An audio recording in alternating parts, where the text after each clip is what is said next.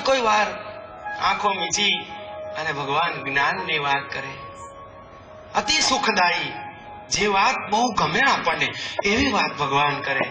કોઈ કોઈ વાર બાપા પેલી ગરમ પાણીની હોટ વોટર બેગ આવે ને, એ હોટ વોટર બેગ ભરે. ઉષ્ણોદકની કોઈ વાર ભરતા બાપા થેલી ભવ સારો. એ બાપા થેલી ભરી ડટ્ટો વાહી અને ભગવાનને આગળ ઉદર પર મૂકે, પેટ પર મૂકે. શેક મોદે કરે આગળ પાછળ, પાછળ હો શેક કરે ભગવાન સ્વયં. આનંદ કંદ પોઢો પોઢો રૂકમાના જાયા, નિંદ્રાધીના પ્રભુ જ્યારે થાય, હળવે ચાદર ઉડાડે ત્યારે, ચરણો સ્પર્શી બાળક પ્રભુના, દ્વાર કરે બંધ કુટીના. પાગલ સ્મરતો રહે, એ પાગલ સ્મરતો રહે બાળક મુખની અરે વાતો પ્યારી. પોઢો પોઢો રૂકમાંબાના જાય, પાગલ સ્મરતો રહે બાળક મુખની અરે, બાળકના મુખેથી જે સાંભળી છે આ પાગલે વાતો, એ વાતોને હું વારંવાર સ્મરતો રહું.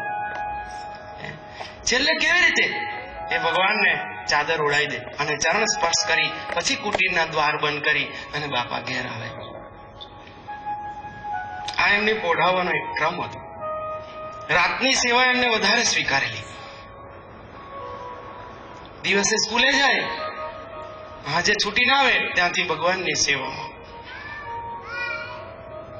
અનેક પ્રસંગો છે. બીજો એક પ્રસંગ હું કહું.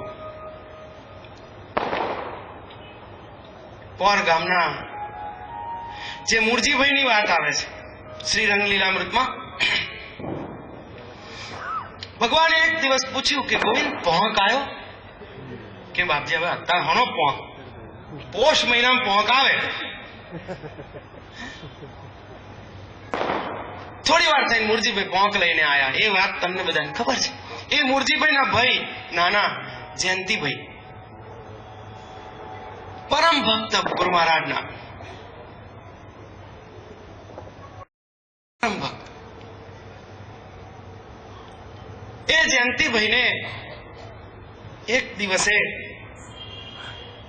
પેટમાં સૂળ ઉપડ્યું. હવે એટલું બધું સૂળ કે જયંતિભાઈ થી રહેવાય જ ના.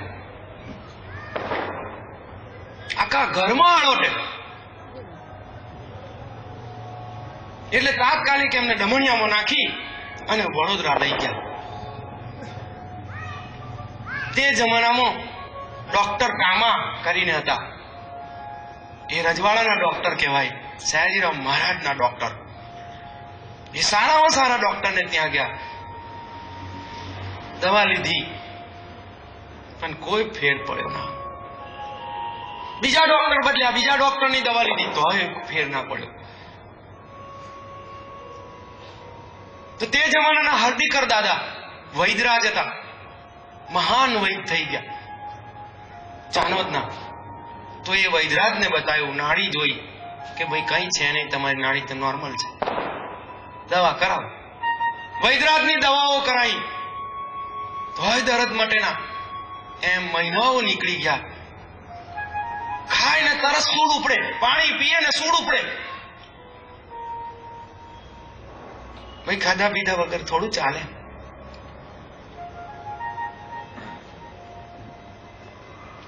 હવે શું થાય? એટલે એમના સૌથી મોટા ભાઈ રાવજીભાઈ, જે ભગવાનની સેવામાં છે, એમને એક દિવસે આવી અને ગોવિંદ બાપાને વાત કરી કે ગોવિંદભાઈ કે આવું છે યાર, મારા નાના ભાઈને આ પેટનું સૂળ મળતું નથી. એમ? હા, તો એક કામ કરો ને, આપણે નારેશ્વર જઈએ ને ગુરુ મહારાજને આ વાત કરીએ. જો ગુરુ મહારાજ કઈક ઉપાય બતાવે, જયંતિને લઈ જવો છે, લઈ લો તો વધારે સારું છે. એની દ્રષ્ટિ માત્રથી દુઃખ દૂર થઈ જશે જયંતિભાઈનું. તમને વિશ્વાસ છે? હા, મારા ગુરુ મહારાજ મરેલા મરદાને પણ સજીવન કરે છે. આ શ્રદ્ધા છે. શ્રદ્ધામ ફલતી સર્વત્ર ન મંત્રમ ન ચ દૈવતમ. મંત્ર કે દૈવત એ બે ફળ ના આપે, એના કરતા વધારે ફળ આપણી શ્રદ્ધા આપે છે.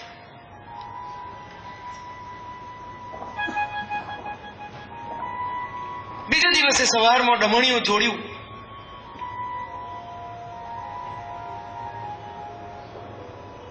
જયંતિભાઈ, રાવજીભાઈ અને બાપા ડમણીઓ લઈ નારેશ્વર તરફ પ્રયાણ કર્યું. હવે બપોરના 12 વાગવાની તૈયારી છે. 11:15 થયા છે. નારેશ્વરનો કડક નિયમ છે કે સ્નાન પછી જ દર્શન.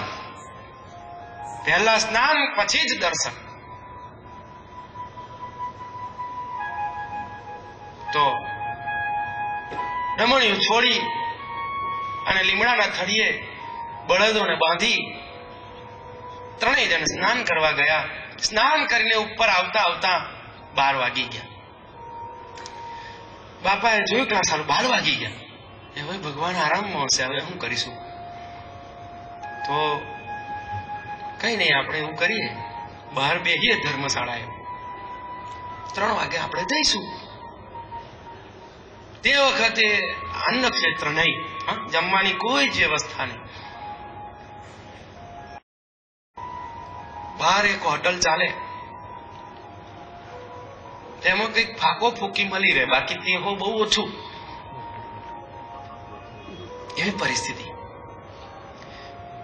એટલે પેલા લોકો બધા 3 જણ ધર્મશાળાના પગથિયામાં બેઠા છે.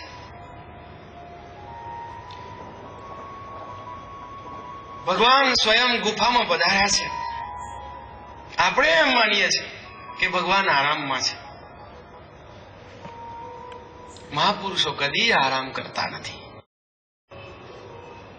એમના આરામથી પણ જગતનું કલ્યાણ છે. એમનું એક પગલું જગતના કલ્યાણને માટે હોય છે.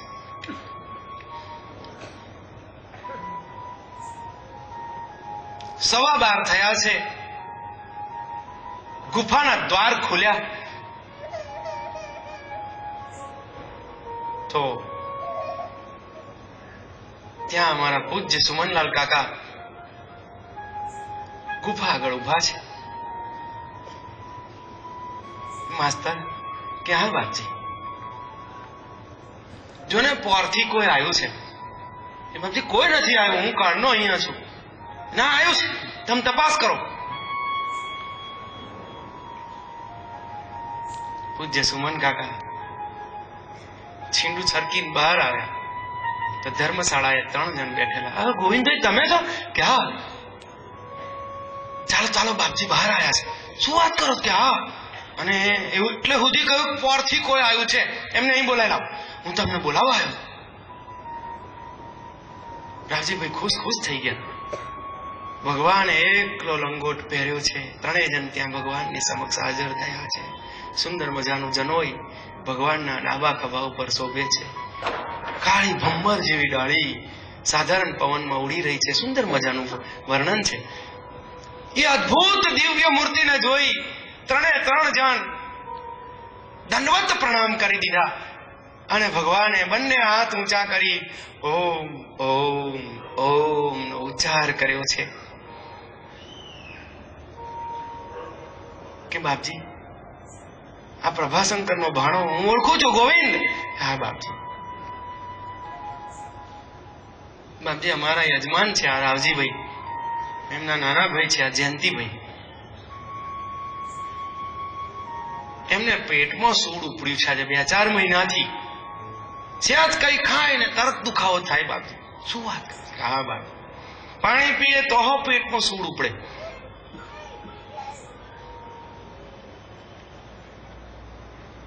બાપાએ ઈશારો કર્યો કે જયંતિભાઈ દૂધ કહે ને બાપજીને. એટલે જયંતિભાઈ કહેવાની શરૂઆત કરી કે બાપજી બહુ ડોક્ટરોની દવા લાવ્યો, બહુ વૈદ્યોની દવા ખાધી, હવે તો આ દવાનું નામ જોઈને મને તકલીફ થાય.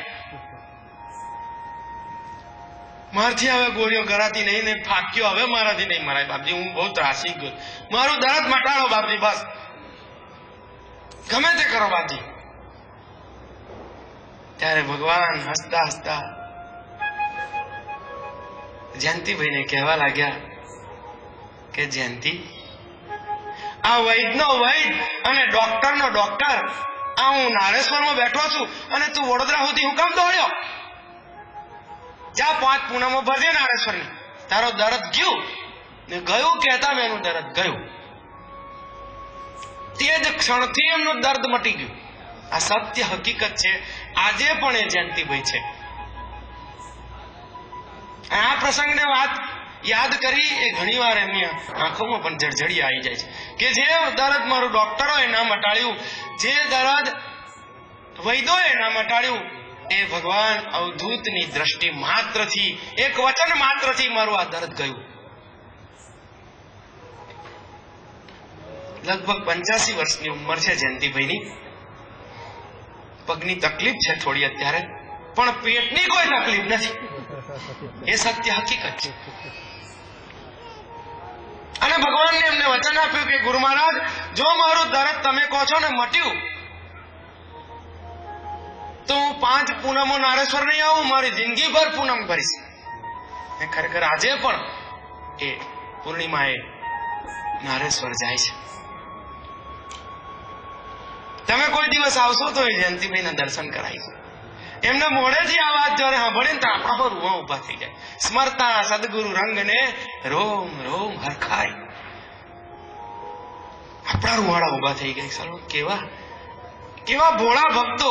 અને ભગવાનની એ શક્તિ કેવી કે દ્રષ્ટિ માત્રથી દુઃખ દૂર થઈ જાય.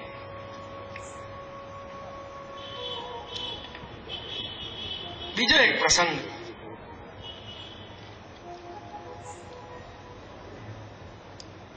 સંમત 2001 ની એ સાલ છે. અવધૂત પરિવાર પોર ભગવાનને આગ્રહ કરે કે પ્રભુ,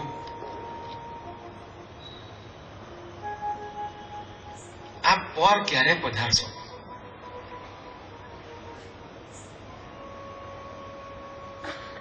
આ વખતે પ્રભુએ હા પાડી કે જાઓ, હું કારતક વદમાં આવીશ.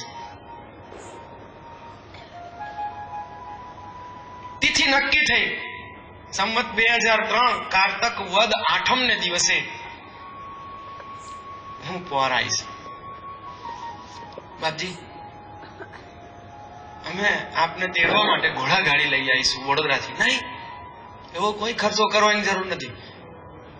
હું અહીંથી ટ્રેનમાં બેસી જઈશ, ઈટોલા ઉતરીશ, ઈટોલાથી દમણિયામાં પોર આવીશ. આમ નક્કી થયું. ઘેર આવીને બધાએ તૈયારીઓ ચાલુ કરી દીધી. ભગવાનને પધારવાનો દિવસ જેમ જેમ નજીક આવતો જાય તેમ તેમ બધી તૈયારીઓ થાય. ભૈયાદેવ મહારાજની મંદિરની ધર્મશાળા હતી જૂની. એ જૂની ધર્મશાળાના મેળા ઉપર ભગવાનનો મુકામ આપવો એમ ગામના મુખી, સરપંચ, ગામના બધા વડીલો, આગેવાનો, પંડિતો આ બધાએ નક્કી કર્યું કે ઉપર મુકામ આપવો. અને ભગવાન સ્વયં તે દિવસે ઈટોલા ઉતર્યા. 12ના ફાસ્ટમાં, 12ની ગાડીમાં ભગવાન આયા, નાની ગાડીમાં. ત્યાંથી દમણિયામાં બિરાજી ભવ્ય સ્વાગત કર્યું. આખું ગામ જાણે આજે હિલોળે ચડ્યું હોય તેમ. ઠેરે ઠેર તોરણો બંધાયા છે. એ તો બધું વર્ણન શ્રી રંગલીલામૃતમાં છે જ. હું વારંવાર નહીં કરું, નીકળ બીજી બધી વાતો પાછી રહી જશે આપણે કરવાની. ભવ્ય સ્વાગત થઈ ગયું અને ભગવાન સ્વયં જે ગામમાં જાય તે ગામના આરાધ્ય દેવ અથવા તે ગામના ગ્રામદેવ એને ખાસ મહત્વ આપતા. સ્થાન દેવ, ગ્રામદેવને ખાસ મહત્વ આપે. વળિયાદેવ મહારાજના મંદિરમાં પધાર્યા. વળિયાદેવ મહારાજના ચરણોમાં મસ્તક મૂકી શ્રીફળ મૂક્યું અને ભગવાન સામેની ધર્મશાળામાં ઉપર મેળા પર મુકામ કર્યો. ગામના આગેવાનોએ સૂઝબૂઝથી બાપજીની માટે ટેબલ, ખુરશી, આ તે બધી પૂર્વ તૈયારી કરેલી. પાણી પીવા માટે માટલું, ભિક્ષા કઈ કરવી, ગોવિંદભાઈને ત્યાં જ ભિક્ષા થાય, આવું નક્કી કર્યું. અને અમારા પરસોત્તમ દાદાએ એટલે અત્યારના નારેશ્વરમાં જે સર્વધર્મના આચાર્ય, સર્વધર્મ કર્મના આચાર્ય જે છે સર્વધમનભાઈ શાસ્ત્રીજી, એમના દાદા પરસોત્તમ દાસ, એમને ટેબલ પર અરીસો મૂકેલો. બહુ શરૂઆતની વાત છે. ભગવાને અરીસા તરફ જોયું અને હસવા લાગ્યા. બાપાએ કહ્યું, બાપજી કઈ ભૂલ ચૂક હોય તો ક્ષમા કરજો, અહીં તો બધા ગામડાના છે અને ઓછું ભણેલા છે બાપજી, અને અમારામાં કઈ આવી બુદ્ધિ ના, ક્ષમા કરજો બાપજી. અરીસો કોણ લાવ્યું? કે બાપજી અમારા મોટા ભાઈ લાયા, દાસ કાકા લાયા. દાસભાઈ અરીસો લાયા? હા બાપજી. કેમ? કે આ મહારાજને ટીલું બીલું કરવું હોય સવારમાં અરીસો જોવે ને, એમને એમ કે કોઈ ટીલા ચાલુ મહારાજ હશે. બહુ શરૂઆતની વાત છે. એટલે બાપજી હું અરીસો લાવ્યો. તમારે ટીલું બીલું કરવું હોય તો પછી ચિંતા નહીં. ખૂબ હસ્યા ભગવાન. ભજન થયું, કીર્તન થયું. ભગવાને સ્વહસ્તે બધાને પ્રસાદ આપ્યો. રાત્રિના 10 વાગ્યા છે એટલે ભગવાને બધાને આજ્ઞા કરી કે હવે તમે તમારે પોતપોતાને ઘેર જતા રહો. ક્યાં બાપજી? સવાર કેટલા વાગ્યા આવીએ બાપજી? ભગવાન કે છે કે એવું કરો, 6 વાગે આવજો. કઈ વહેલા આવવાની જરૂર નથી. સવારમાં 6 વાગે આવજો. સારું, 6 વાગે આવીશું. ભગવાનને શયન કરાઈ બાપા પણ નીકળી ગયા. રૂમનું દ્વાર ખાલી બંધ કરી દીધું. બીજા દિવસે સવારમાં 10-12 ભક્તો ભેગા થઈ સ્નાનાદિથી પરવારી 6 વાગ્યાના ટકોરે એ ધર્મશાળાની ભગવાનના મુકામ વાળી રૂમ પાસે ગયા તો રૂમ ખુલ્લી. અંદર જોયું તો ભગવાન ના મળે. બાપજી કઈ ગયા? બાપજી કઈ ગયા?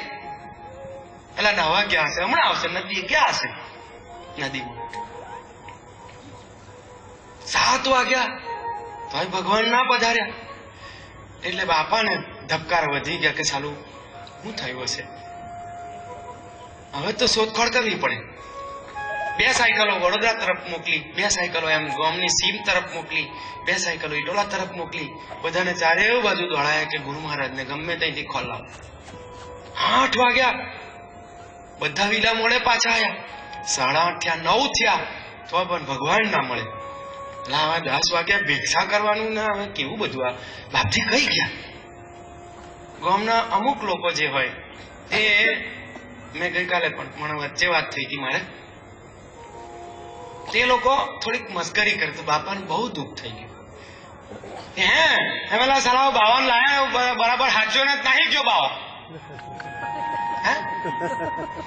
બમણો તો બમણો, તમારે શું બુદ્ધિ છે?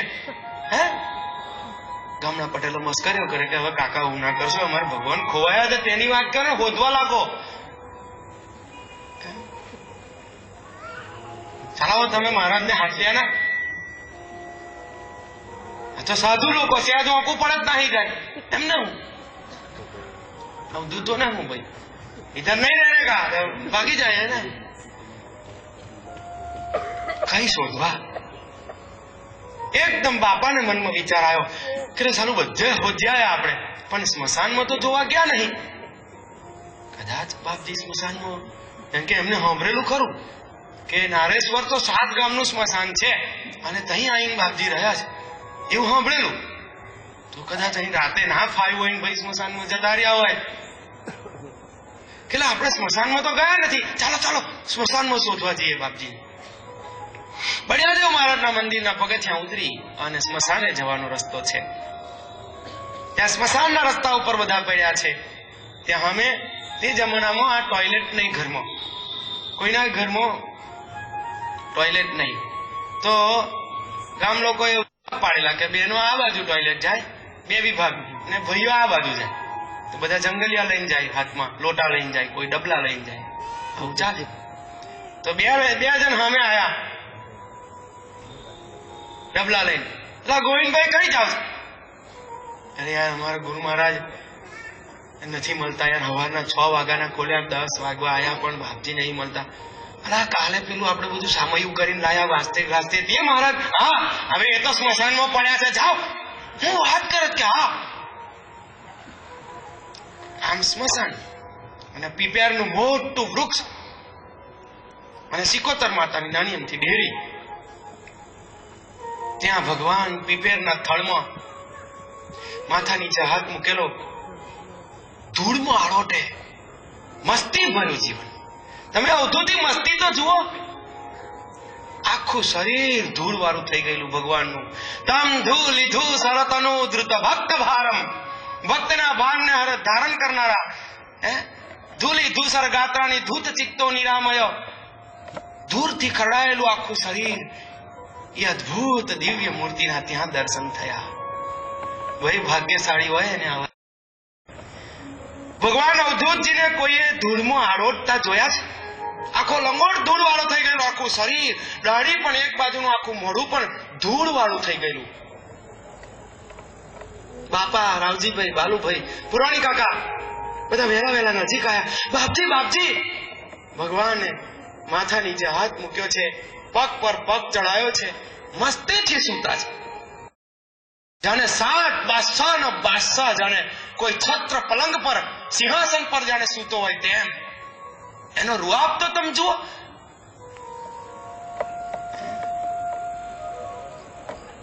અદ્ભુત પર્સનાલિટી, જગતનો તારણહાર જેને કહેવાય, દત્તનો અવતાર, એ જ ભગવાન સ્વયં આજે ધૂળમાં સૂતા છે. તમે જુઓ. જલ્દી જલ્દી બધા નજીક આવ્યા. બાપજી બાપજી, તમે અહીં કઈ ધૂળમાં આળોટો છો? ઉભા થાવ, ઉભા થાવ. ભગવાને ઉભા થઈને 2 હાથ ઊંચા કર્યા. ગોવિંદ ગોવિંદ, આ જગ્યા મને બહુ પસંદ છે. બાપજી આપણે અહીં ઝૂંપડી બાંધી દઈએ, આપણે અહીંયા જ મુકામ કરો બાપજી. સંમત 2001 ની એ સાલ અને કારતક વદ નેમ ને દિવસે 2 કલાકમાં ત્યાં ઝૂંપડી ઉભી કરી અને અંદર સુંદર મજાની પાટ નાખી, ધોઈને પાટ મૂકી લાકડાની, અને પાટ પર ભગવાન બિરાજમાન થયા. 2 મહિના પ્રભુએ નિવાસ કર્યો. એમના નિવાસ દરમિયાન સ્વર્ગ લાગે, સ્વર્ગ. ભગવાન સ્વયં નારેશ્વર પધારે ને ત્યાર પછી તો બાપા કહેતા કે ઝૂંપડીની આસપાસ એક વાઇબ્રેશન એવું રહે કે 2-3 મહિના સુધી અમને ત્યાં ખેંચાઈએ. અમે 3 મહિના સુધી તો અમને ગમે ના. અમે જઈને ઝૂંપડીમાં વાત ધૂળ કરીએ, પાટ સાફ સફાઈ કરીએ, બધી ત્યાં બેસીએ, ભજન કરીએ, બહુ આનંદ આવે. જાણે બાપજી ઝૂંપડીમાં છે એવું લાગે, એની હાજરી લાગે. એવી અદભુત તપશ્ચર્યાના અણુઓ એમના ગયા પછી પણ 2-3 મહિના સુધી રહે.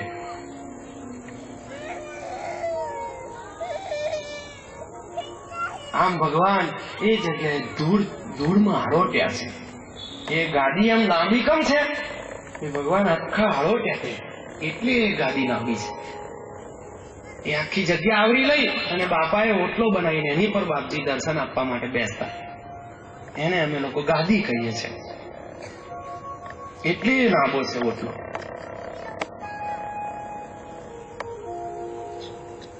આજે પણ એ જગ્યા બધી હાચવી રાખી છે અને જેમ તેમ અવસ્થામાં જ છે અને આજે પણ ત્યાં લીપણો જ કરવાનું.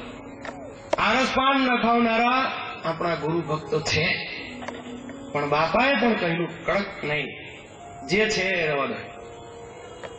આજે તમારે જો ખર્ચો કરવો હોય તો 4 બાજુ પિલર ઉભા કરીને છત્ર છાયા કર્યા તો ભગવાનનો ફોટો બોટો અંદર મુકાય, બાકી એને બીજું કઈ તોડફોડ ના કરો. આજે પણ એ બધી વસ્તુ જાળવી રાખી. બીજો એક પ્રસંગ મને યાદ આવ્યો. એક વખતે ઘણું કરીને ભગવાન રંગ અવધૂત બાપજી કારતક વદમાં 1-2 મહિના આરામ કરવા માટે પોહર પધારતા. આ રીતે કારતક વદમાં ભગવાનનો મુકામ પોહરમાં છે. તે મુકામ દરમિયાન એક વખતે એક ભાઈ વડોદરાથી આવ્યા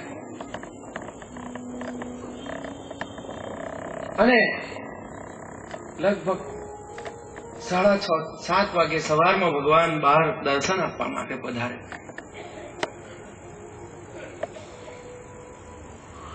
ભગવાનને બહાર પધારવાનો સમય થયો છે તો પેલા વડોદરાથી આવેલા એક ભાઈએ બધાની નજર ચૂકવી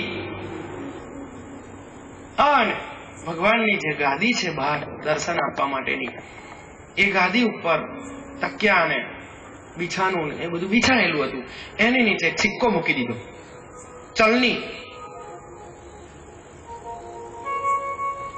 ચલની સિક્કો મૂકી દીધો. ભગવાનની કસોટી કરવાનો એનો ઈરાદો.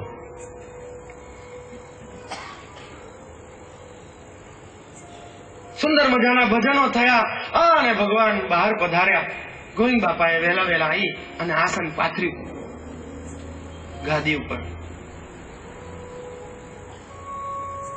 ભગવાનનો દંડ પકડ્યો. ભગવાન સ્વયં ગાદી ઉપર જ્યાં બિરાજવા જાય ત્યાં એકદમ ઉભા થઈ ગયા, જાણે વિસી કાઢ્યો હોય એમ. ગોવિંદ, ક્યાં બાપજી, શું છે આની નીચે? મને ખબર નથી, હું તો આપને લેવા અંદર આવ્યો હતો. ગાદી ઊંચી કર. જ્યાં રૂની જે ગાદી હતી એ ઊંચી કરીને તો નીચેથી સિક્કો નીકળ્યો. ભગવાને જિંદગીભર પહેચાનો કે ચોખાનો સ્પર્શ નતો કર્યો ને કરતા નહોતા.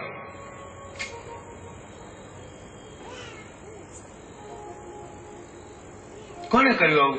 બાકી મને ખબર નથી. હા બાબી, એ ચાદર બધી કાઢી નખાઈ, ધોવા નાખી દીધી અને ગાદી ઉપર ભગવાન લીપણ વાળી ગાદી ઉપર ભગવાને પોતાના કમંડલમાંથી જળનો છંટકાવ કર્યો.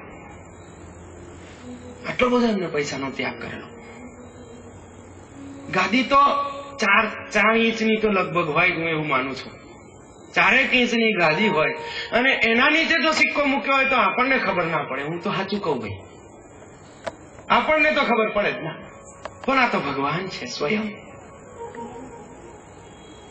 વીછી કાઢ્યો હોય તેમ એકદમ અદ્ધર થઈ ગયા. શું છે? સિક્કો નીકળ્યો. બધું પાણી છાંટ્યું, ચાદર ધોવા નાખી દીધી.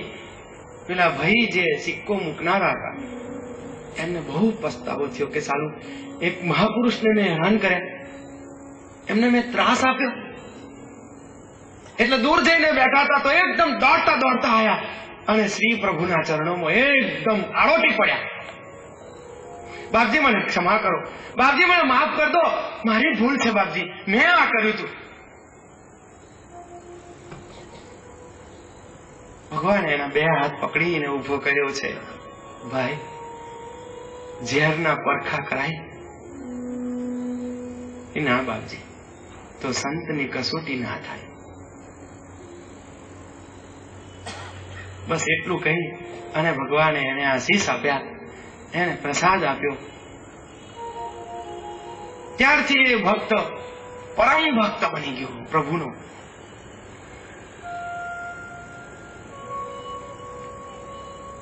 સંતોની કસોટી કરવા જઈએ ને તો આપણી જ કસોટી થઈ જાય.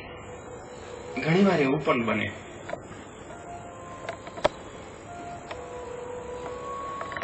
ભલે એને ભગવાનની કસોટી કરી તો પણ ભગવાને એને માફ કરી દીધું. એમનું હૃદય તો જુઓ. આ જ જગ્યાએ જો બીજો કોઈ માણસ હોય અથવા બીજો કોઈ સાધુ હોય તો કે નહીં, એને ખખડાઈ જ પાડે, એને કદાચ શું કહી દે,